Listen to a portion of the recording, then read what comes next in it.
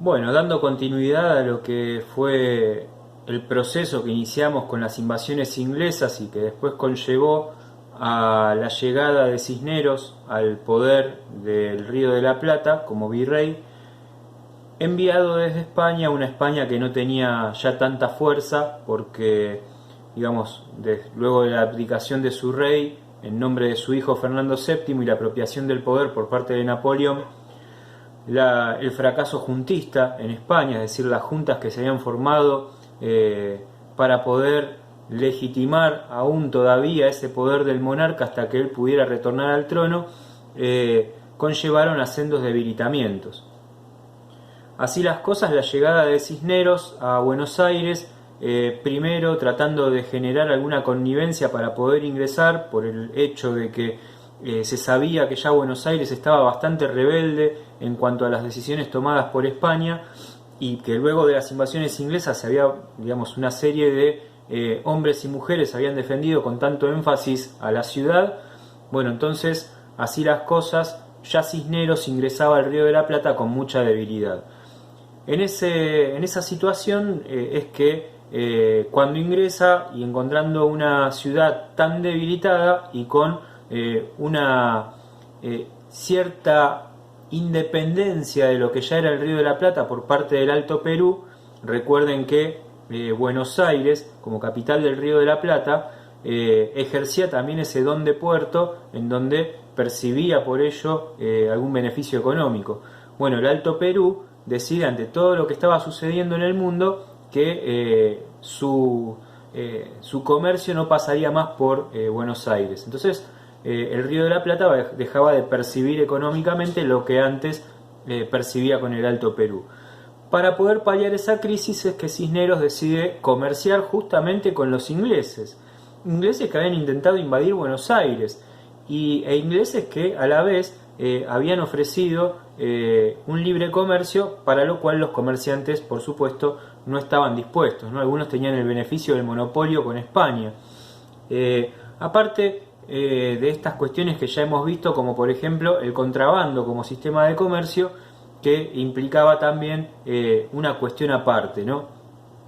Entonces yo les hablaba el otro día de una serie de prohombres que se detienen a pensar un poco en esta cuestión, algunos de ellos iluminados como Belgrano, que venían con concepciones europeas de algunos temas económicos, como habremos visto ya en el caso de lo que era la fisiocracia. Y por otro lado, aquel entramado en donde intentaban, si se quiere, legitimar un poder en la infanta Carlota.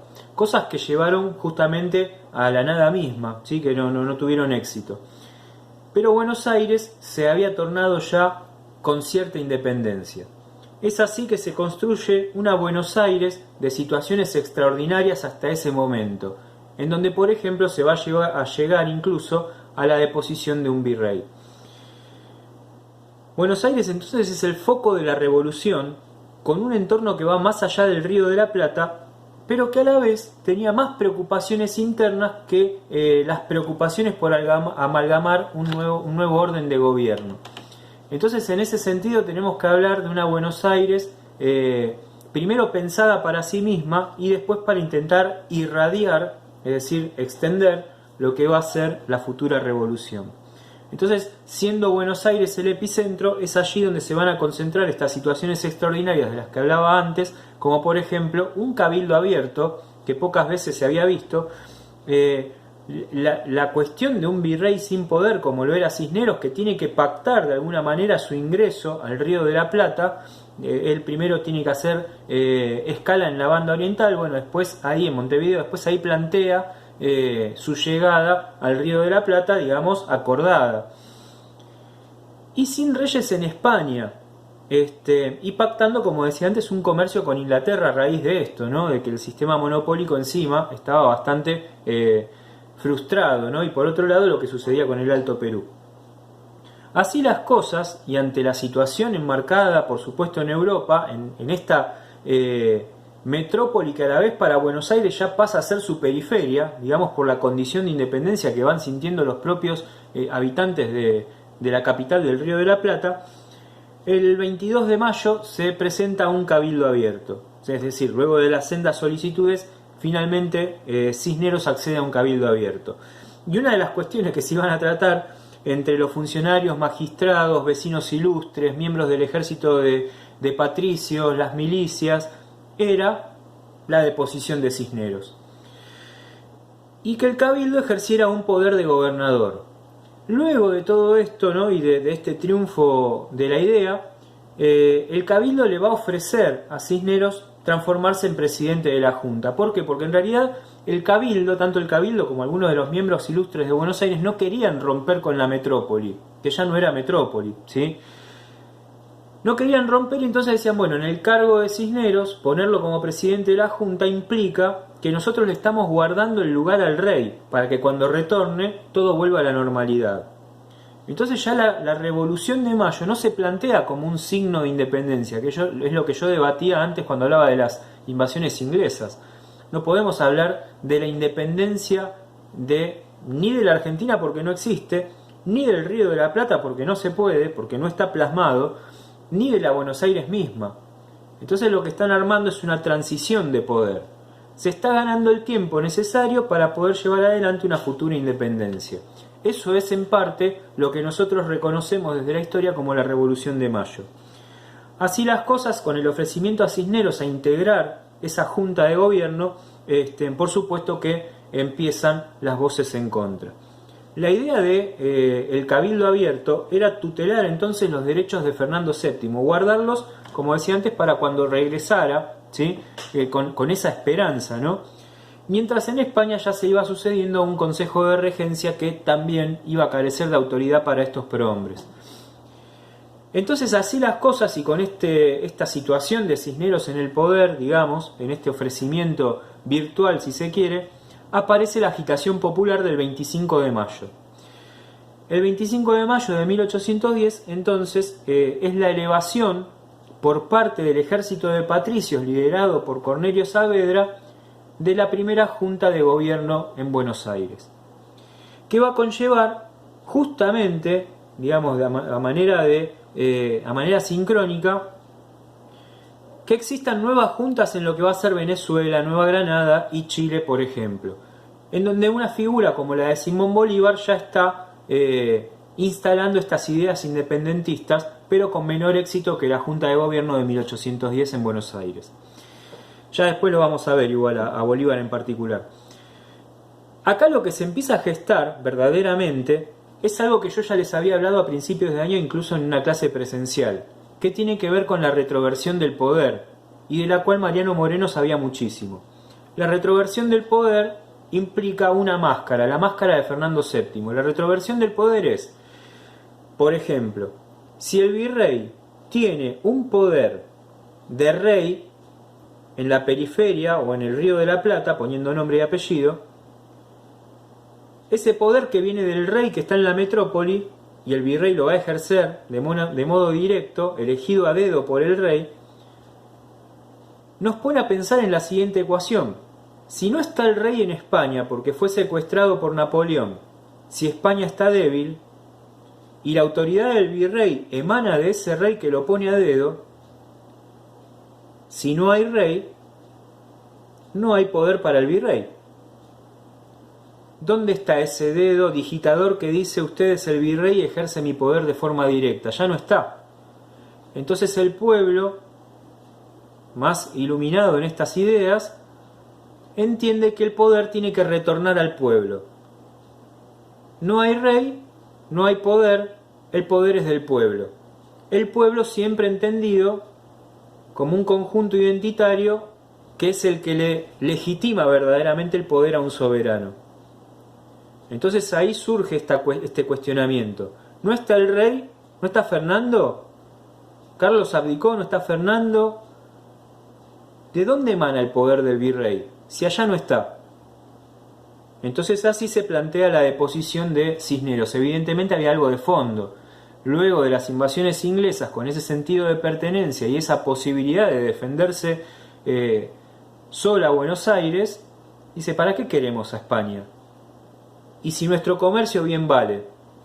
Entonces este grupo empieza a desarrollar esta idea, primeramente en nombre de Fernando VII, por eso decimos la máscara de Fernando, en la jura van a decir en nombre de Fernando VII. Entonces uno dice, ¿para qué revolución? Si en realidad están jurando en nombre de Fernando. Lo que pasa es que había una cuestión de fondo. Ellos tenían que jurar por Fernando para ganar tiempo y desarrollar una verdadera independencia, pero primero hay que legitimar un poder de gobierno. ¿Cuál es ese gobierno? Bueno, hasta acá estamos viendo la primera junta de gobierno. Y la junta entonces empieza a emanar su propio poder y tiene que convencer al resto, porque esto pasa en Buenos Aires, en una Buenos Aires extraordinaria.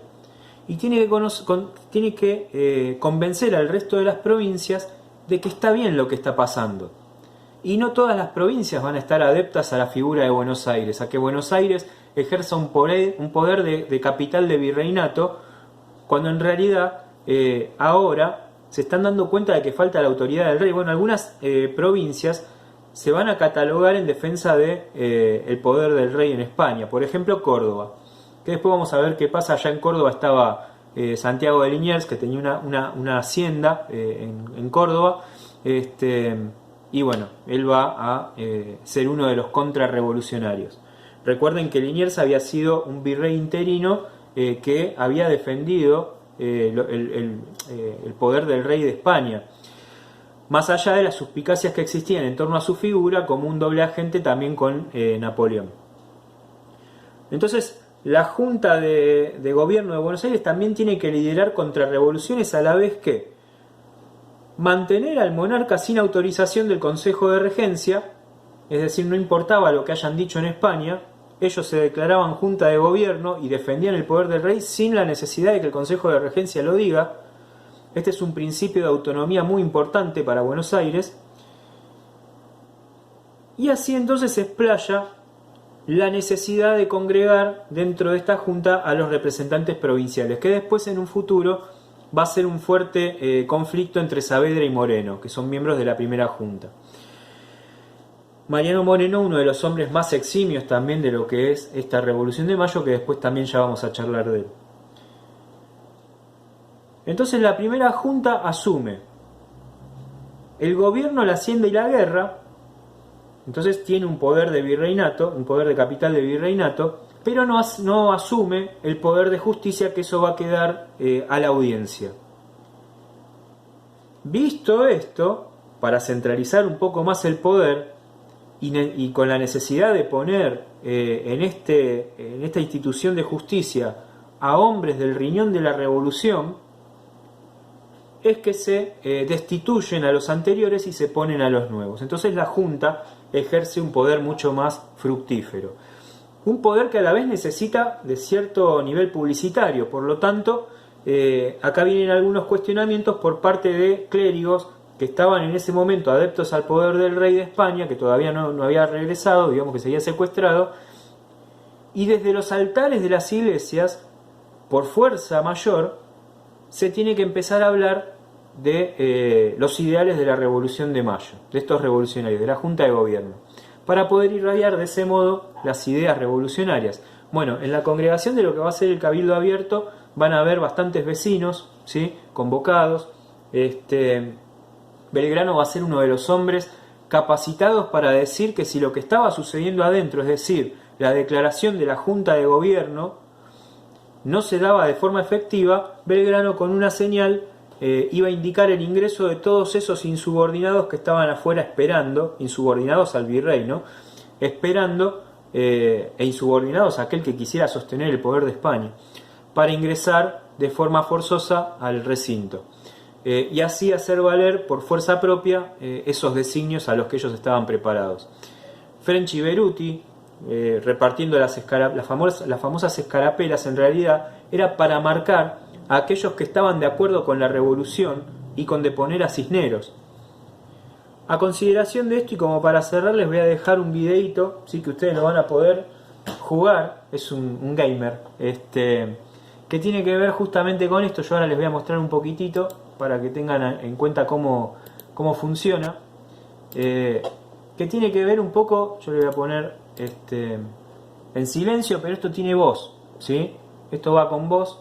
Ahora vamos a bajar un poquitito.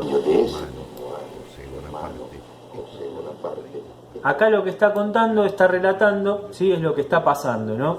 Entonces nosotros podemos ir mirando hacia distintos lados lo que va pasando alrededor, ¿sí? Cómo vienen estos vecinos que se convocan en torno al cabildo para generar la deposición de Cisneros y declarar la primera junta de gobierno. Miren para arriba, ¿sí? Pueden ver lo que sucede. Aparentemente ese día llovía, otros historiadores dicen que no. Acá tienen al ejército movilizándose. Van a ver que la cantidad de gente, cuando decimos mucha gente, esto es mucha gente para ese momento. Tienen que recordar esto, ¿no? Que es mucha gente para un momento tan particular en donde Buenos Aires no tenía tantos habitantes, no es la Buenos Aires de hoy, ¿sí? Se van a ver poquitos miembros digamos, poquitos vecinos con paraguas. El paraguas era de un precio bastante importante, entonces no todos podían acceder. Fíjense la extensión del cabildo, que el cabildo que tenemos actualmente en la ciudad de Buenos Aires no es esta extensión, e incluso una parte fue reconstruida, ¿sí? Entonces eso también para tener en cuenta, digamos, las atrocidades que se cometen a veces contra instituciones históricas y se pierde de vista la historia misma, ¿no? De lo que nosotros contamos. Fíjense lo que era Buenos Aires aparte en ese momento, ¿no? Es muy particular. Para aquel lado está la Casa Rosada, actualmente. Acá tenemos a los vecinos, algunos con cuchillo, ¿sí? Estos cuchillos ya eran parte de lo que había sido la convocatoria del 22 de mayo.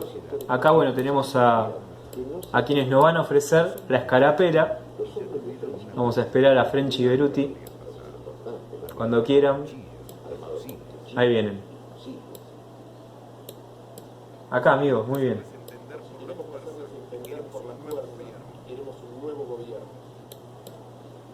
Me está preguntando si acepto un nuevo gobierno. Yo voy a aceptar, como buen historiador.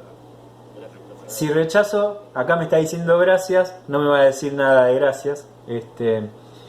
Si rechazo lo que él me está proponiendo, que es justamente de poner el poder virreinal. Bueno, mientras ustedes van a tener que ir esperando el acceso, ¿sí? Al cabildo, que ahora nos van a dar la chance de entrar. Lo voy a dejar porque me copé ahora. Ya lo hice, quiero aclarar que lo hice hace un rato, ya me había copado y ahora es como que lo voy viviendo de vuelta.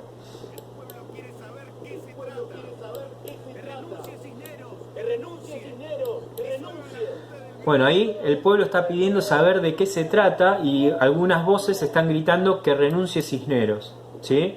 Arriba es en donde se está realizando esto, ¿no? Y fíjense cómo también está no solo custodiado, sino vedado. Hay que destacar también que entre los vecinos también habían algunos esclavos, ¿sí? Que iban a pedir a velar por esta situación. Bueno, y vamos ingresando al cabildo. Bienvenidos, bienvenidas. Vamos a esperar un poquito. Es poco tiempo. Estas son las escalinatas. Quien lo puede recorrer, la verdad que es una linda experiencia. El cabildo es uno de nuestros monumentos históricos más importantes. Nuestros recuerdos históricos están ahí. Bueno, ahí van a escuchar las voces de la primera junta que está exponiendo sus ideas con algunos disidentes. Se está hablando de Napoleón porque dicen nunca va a ser vencido, el rey no va a volver nunca, al parecer. Más allá de eso, lo que están tratando de reconocer es su propia autonomía. No importa si Napoleón, si el rey vuelve, si Napoleón se debilita, ellos ya se dan cuenta. Bueno, vamos a abrir por la fuerza. Acá nos da la opción de abrir suavemente o abrir por la fuerza. Yo puse la opción B, abrir por la fuerza. Vamos a instar de vuelta y ahí vamos. Ahí está Castelli, Saavedra, Moreno. Por algún lado debe andar Belgrano.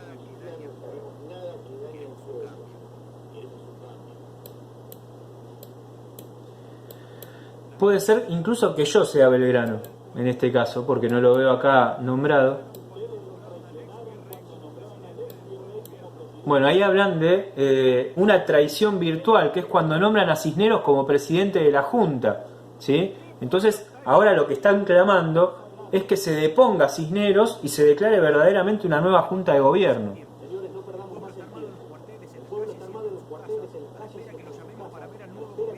Castelli está diciendo que el pueblo va a entrar, que están armados hasta los dientes y que están esperando el resultado de esto y que quieren una junta. Vamos a apoyar la destitución de Cisneros, que es lo que sucede, ¿sí? Y ahí va.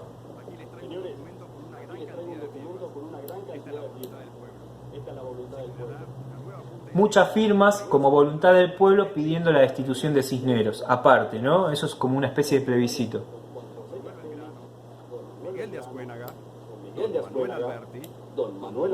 Bien, y ahí están relatando la primera junta de gobierno legitimada por el ejército de patricios liderado por Saavedra. Bien, ahora van a hacer la declaración, salen afuera al balcón del cabildo e informan que el virrey ha sido destituido, ¿sí? Nuevo gobierno, todos y todas felices y contentos y contentas, y ahí termina el video de Revolución de Mayo, ¿sí? Una experiencia interesante a modo de gamer, ¿sí? Después vamos a ver si podemos retomar alguna otra. Les mando un abrazo grande y nos estamos viendo.